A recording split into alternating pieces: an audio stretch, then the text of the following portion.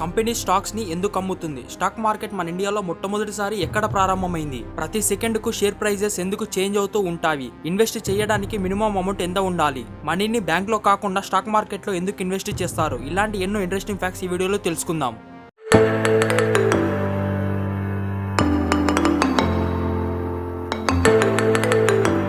Stock market మన ఇండియాలో మొట్టమొదటిసారి 1875 ముంబైలో స్టార్ట్ చేశారు. కంపెనీస్ స్టాక్స్ ని ఎందుకు అమ్ముతుంది? ఏదైనా కంపెనీ స్టార్ట్ చేయాలంటే కోట్ల రూపాయలు అవసరం. అంత మనీ కంపెనీ దగ్గర లేనప్పుడు షేర్స్ ని ఇన్వెస్టర్స్ కి అమ్మి అలా ఇన్వెస్టర్స్ నుంచి వచ్చిన డబ్బుతో కంపెనీని స్టార్ట్ చేసి ఫ్యూచర్ లో కంపెనీకి లాభాలు వచ్చిన తర్వాత ఇన్వెస్టర్స్ కి కూడా లాభాలు ఇస్తారు. స్టాక్ మార్కెట్ లో ఇన్వెస్ట్ చేయడానికి మినిమం మనీ ఎంత ఉండాలని చాలా మందికి ఒక డౌట్ ఉంటుంది. 100 రూపాయలు ఉన్నా సరే స్టాక్ మార్కెట్ స్టార్ట్ చేయవచ్చు. బిగినర్స్ తక్కువ అమౌంట్ తోనే స్టార్ట్ చేస్తేనే కరెక్ట్. ఎందుకంటే స్టార్టింగ్ స్టాక్ మార్కెట్ మీద అంతగా నాలెడ్జ్ ఉండదు కాబట్టి తక్కువ అమౌంట్ తోనే ఇన్వెస్ట్ చేసి లాస్ అయినా అంతగా ప్రాబ్లం ఉండదు.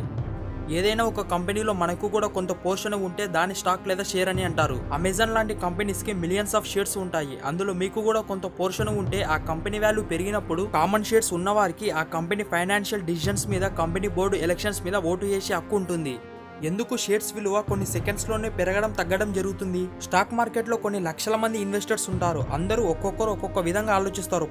చాలా మంది షేర్స్ ని కొంటున్నారు అంటే ఆటోమేటిక్ గా షేర్ ప్రైస్ పెరుగుతుంది. ఒకవేళ కొనుక్కుంటే షేర్ ప్రైస్ వాల్యూ తగ్గుతుంది. ఇవన్నీ కొన్ని సెకండ్స్ లో జరుగుతుంది. ఎందుకంటే ప్రతి సెకండ్ కొన్ని లక్షల ట్రాన్సాక్షన్స్ జరుగుతాయి. ఎక్కువ మంది షేర్స్ ని కొంటున్నారు అంటే ప్రైస్ పెరుగుతుంది. ఎక్కువ మంది షేర్స్ ని అమ్ముతున్నారు అంటే ప్రైస్ తగ్గుతుంది అని అర్థం.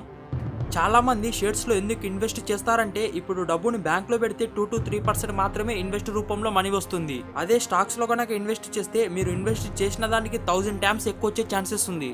ఇప్పుడు ఒక ఎగ్జాంపుల్ గా చూసుకుందాం. 1997లో ఒక 75,000 పెట్టి అమెజాన్ లో స్టాక్ కొన్నారు అంటే 2020 సంవత్సరం వచ్చేసరికి ఒక 10 కోట్లను సంపాదిస్తారు. కానీ ఇక్కడ రిస్క్ ఏంటంటే లాభాలు ఏ రేంజ్ లో ఉంటాయో నష్టాలు కూడా అదే రేంజ్ లో ఉంటాయి. కాబట్టి స్టాక్ మార్కెట్ మీద పూర్తి అవగాహన, నాలెడ్జ్ ఉంటేనే షేర్స్ ని కొనడం చేయాలా. స్టాక్ మార్కెట్ ఓపెన్ చేయడానికి చాలా బ్రోకరేజ్ కంపెనీస్ ఉన్నాయి. ఏంజల్ బ్రోకింగ్, జీరోదా, ట్రేడ్జిని ఇలా కొన్ని కంపెనీస్ ఉన్నాయి. వీళ్ళు ఎందులో ఇన్వెస్ట్ చేయాలి, ఎందులో ఇన్వెస్ట్ చేయకూడదు అనే అడ్వైస్ కూడా ఇస్తారు. ఇలా చేస్తే బ్రోకరేజ్ కంపెనీకి ఏం లాభం అని డౌట్ రావచ్చు. మనం 10,000 లేదా 1 lakh రూపీస్ ని ట్రేడింగ్ చేసేటప్పుడు ఇందులో ఒక 20 నుంచి 100 రూపీస్ లోపల బ్రోకరేజ్ కంపెనీస్ తీసుకుంటాయి.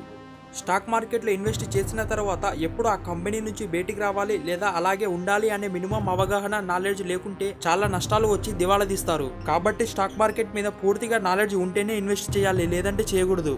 ఈ వీడియోలో స్టాక్ మార్కెట్ గురించి మినిమం బేసిక్స్ తెలిసింది అనుకుంటున్నా. వీడియోని క్లిక్ చేసి చూసినందుకు థ్యాంక్స్.